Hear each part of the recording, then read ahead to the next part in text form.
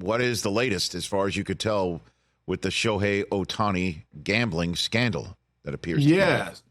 Yeah, we're in a bit of a holding pattern, I think, and it might be in that sort of state for a little while, just because with the way that Major League Baseball is saying that Ohtani is not facing any sort of discipline. They're reticent to say he's even under investigation. I think based on there's competing narratives out there, right? The terrific story from Tisha Thompson at ESPN from a couple days ago, outlined two basically timelines presented by Ipe Mizuhara, who's Ohtani's interpreter, who sort of admitted to gambling with an illegal bookmaker in Southern California. And the first version of the story, Ohtani paid off the debts basically as a favor, and in the second version of the story, a day later, Mizuhara recanted and basically said Ohtani knew nothing about any of it, wasn't aware it was, of all of it. It's all his fault. And subsequently, Ohtani's camp, said that Ohtani was a victim of massive theft. They're sort of moving forward and, having, the federal authorities look into that. They haven't even said exactly which authority will be, they're pursuing charges with, but they are made clear that they are pursuing charges against Mizuhara for the alleged theft. And so, it's kind of going to grind on for a little bit while there's just this weird sort of void of no one really knows what's going on, right?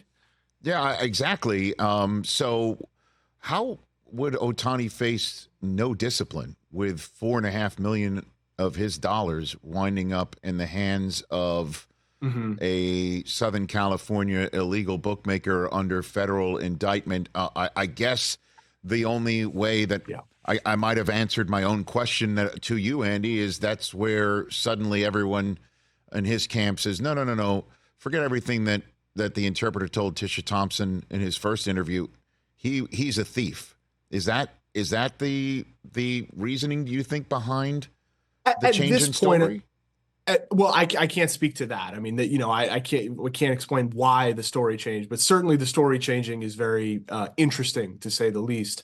And yeah, I mean, the reason that he is not considered under investigation is, the way Major League Baseball has framed it is it's possible he's the victim of a massive theft, as he and his legal team are alleging. And so in that case, you're investigating him for theoretically being the victim of a crime. But they're very clearly, they're monitoring the situation. I think they're going to defer to, the federal authorities in terms of looking into this and sort of getting to the bottom of it. But when you look at the first version of events that Mizuhara put forth, that Ohtani, transferred the money to an illegal bookmaker, yes, that would certainly put him in Ohtani theoretically in some legal exposure in California, in addition to exposure to, punishment of some form for Major League Baseball. That was my question for you, is that the first version of events, the Tuesday story out of the interpreter, Issei Mizuhara, that Ohtani was a good guy who helped him cover $4.5 million of debt, which was just a staggering amount of money, Andy, for somebody who supposedly made topped out at $500,000 in the year. Like it really is, in terms of his own salary, that if that was in fact the story, is that Ohtani being open to suspension from Major League Baseball just because his money was in the hands of an illegal bookmaker, regardless of how it got there? Right. Unclear if it would be a suspension. So the way that Rule 21 works, which is sort of governs Major League Baseball's policy on gambling, is if there's a huge distinction of whether or not the bets were placed on baseball, right? If you bet on a game that you're not involved with, it's a year-long ban. If you bet in a game in which you are involved with, it's a permanent ban. And if you bet if you place bets with an illegal bookmaker, you're subject to a sort of nebulous commissioner's discretion punishment. As of right now, there's no evidence, that Ohtani bet on baseball.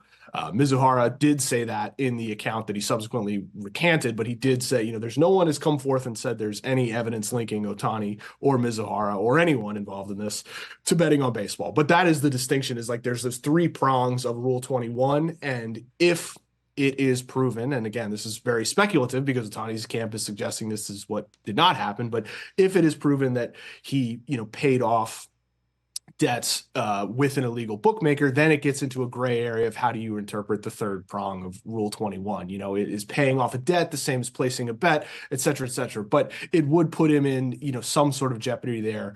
The most recent precedent that the league office has pointed to is a player named Jared Cozart, who was fined in 2015 for placing some illegal bets on non-baseball, but that was, you know, a fine.